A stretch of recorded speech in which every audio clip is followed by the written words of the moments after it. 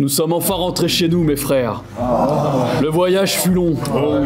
Remplissez vos cornes et buvez pour reprendre des forces. Et bois avec nous, mon Jarl. Skål, mes frères. Skål. J'espère que ces quelques jours de bon temps auprès de notre belle nature vous a fait du bien. Ouais. Les forêts, les montagnes, la mer, notre terre est magnifique. Nous devons la préserver. T'as raison, mon Jarl. Mais je m'interrogeais, dis-moi. C'est bien Odin qui a créé tout ça. Toi, oui toi derrière ton écran, n'aie pas peur. Rejoins-nous, prends place et écoute. Je vais te raconter la création de notre monde, Midgard.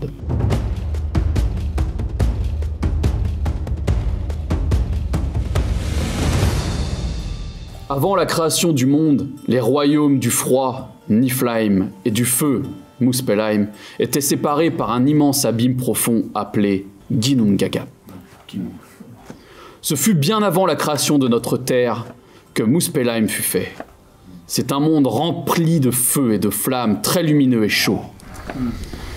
C'est ici que réside le géant appelé Surt, qui défend ce monde avec son épée ardente. C'est d'ailleurs lui qui brûlera le monde lors du Ragnarok. Quant à Niflheim, il y règne le froid le plus cruel et glacial qui n'a jamais existé.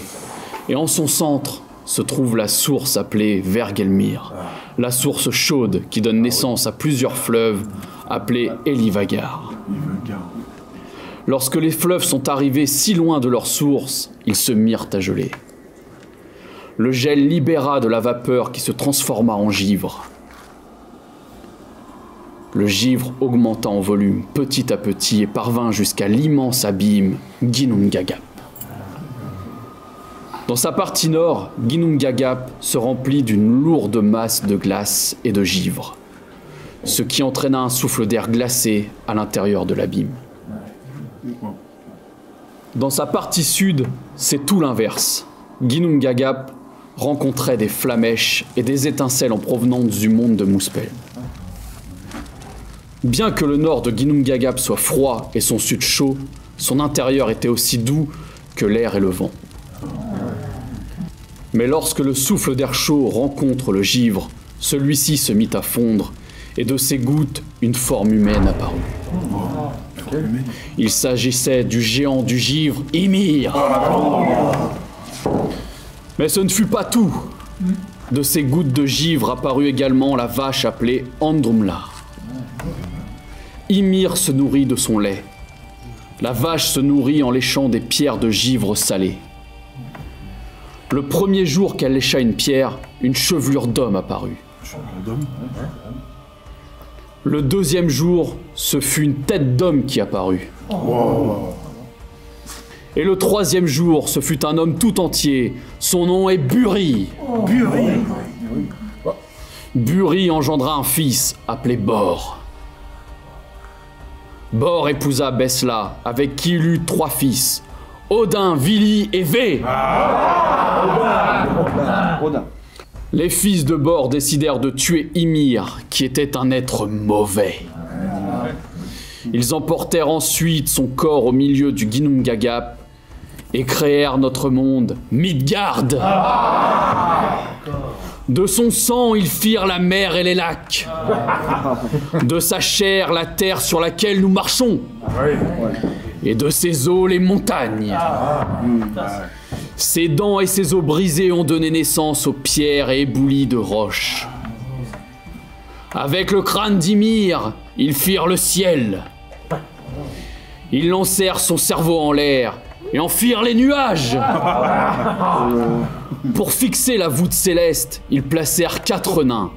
Nordri le nord, Surdri le sud, Ostri l'est et Vestri l'ouest. Odin, Vili et Ve utilisèrent ensuite les étincelles et flamèches du monde de Muspel pour éclairer le ciel et la terre. Enfin, ils utilisèrent les cils d'Ymir pour créer une fortification tout autour de Midgard. Les fils de Bor ont accompli de grandes œuvres. Mais alors, c'est eux qui nous ont créés aussi. Oui, mon frère. Nous avons été créés à partir d'un tronc d'arbre. Ah, je suis sérieux, mes frères. Odin, Vali et Vé trouvèrent 2 troncs d'arbre et ils façonnèrent un homme et une femme. Odin leur donna le souffle et la vie. Vali, l'intelligence et le mouvement. Et Vé leur donna l'apparence, la parole, l'ouïe et la vue.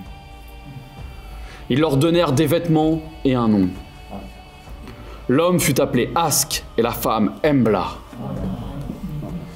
C'est ainsi que naquit la race humaine de Midgard.